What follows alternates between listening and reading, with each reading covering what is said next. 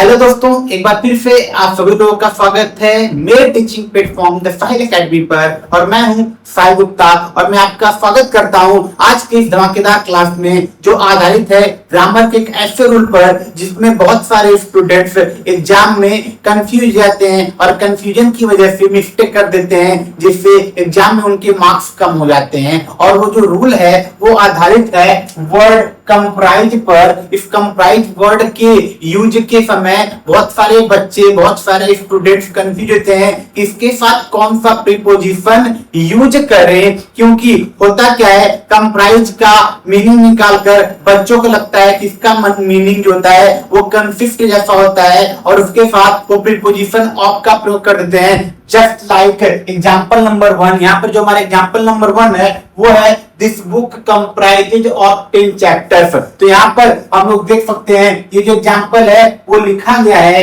Active voice में लिखा गया है और कंप्राइज के साथ किसका प्रयोग किया गया है, प्रीपोजिशन ऑफ का प्रयोग किया गया है, जो कि बिल्कुल ही गलत है। और इसके पीछे का लॉजिक क्या है? लॉजिक ये है कि जब भी कंप्राइज वर्ड का यूज एक्टिव वॉइस में करते हैं, बात को थोड़ा ध्यान से सुनिएगा, जब भी कंप्राइज वर्ड का यूज एक्टिव वॉइस में किया जाता है तो उस समय हमको यह ध्यान देना होता है। स्क्रीन में आपको बता दूं, कंप्राइज जो वर्ड होता है उसका जो मीनिंग होता है वो होता है कंसिस्ट ऑफ। क्या मीनिंग होता है? कंसिस्ट ऑफ होता है। इसका मतलब है कि कंप्राइज वर्ड के मीनिंग में ही ऑफ लगा हुआ है। जब ऑलरेडी इसकी मीनिंग में ऑफ लगा हुआ है तो एक्टिव वॉइस में इसका यूज करते समय एक और ऑफ की जरूरत नहीं होती है। ऑफ ही छोड़िए, अगर कंप्राइज वर्ड का यूज एक्टिव वॉइस में होता है तो कंप्राइज वर्ड बिना किसी प्रीपोजिशन के प्रयोग किया जाता है। इसका मतलब अगर मैं पहले सेंटेंस की बात करूंगा उसका जो करेक्ट फॉर्म होगा वो हो जाएगा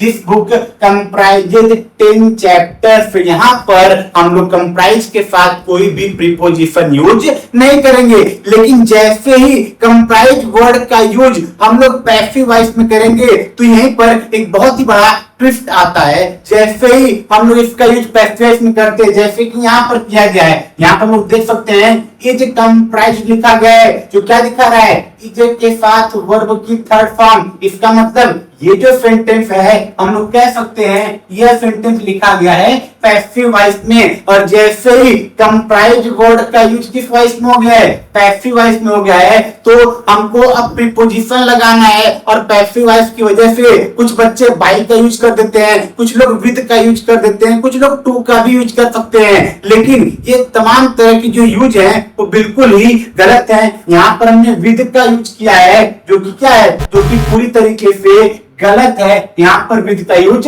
नहीं किया जाता है, बल्कि जब जैसे ही कंप्राइज वर्ड का यूज पैसिव वॉइस में करते हैं वहां पर प्रीपोजिशन ऑफ का प्रयोग करते हैं। तो ध्यान देने वाली बात है, इसका जो करेक्ट आंसर हो जाएगा वो ही हो जाएगा the committee is comprised of 20 members. तो अगर मैं एक लाइन में इस पूरे का निचोड़ बताऊं तो ये होता है जब भी कंप्राइज वर्ड का यूज हम लोग एक्टिव वॉइस में करेंगे इसके साथ कोई भी प्रीपोजिशन यूज नहीं किया जाएगा। लेकिन जैसे ही कंप्राइज वर्ड का यूज पैसिव वॉइस में किया जाएगा तो कंप्राइज वर्ड के साथ प्रीपोजिशन ऑफ का प्रयोग करेंगे। अब आप लोगों के लिए चैलेंज है, आप मुझे कमेंट बॉक्स में बताइए ये जो एग्जांपल है द टीम कंप्राइजेज, खाली जगह है 11 प्लेयर्स, यहाँ पर खाली जगह में प्रीपोजिशन ऑफ आएगा, टू आएगा या फिर कोई भी प्रीपोजिशन का प्रयोग नहीं करेंगे। तब तक के लिए पढ़ते रहिए, मिलते हैं नेक्स्ट क्लास में। Thank you.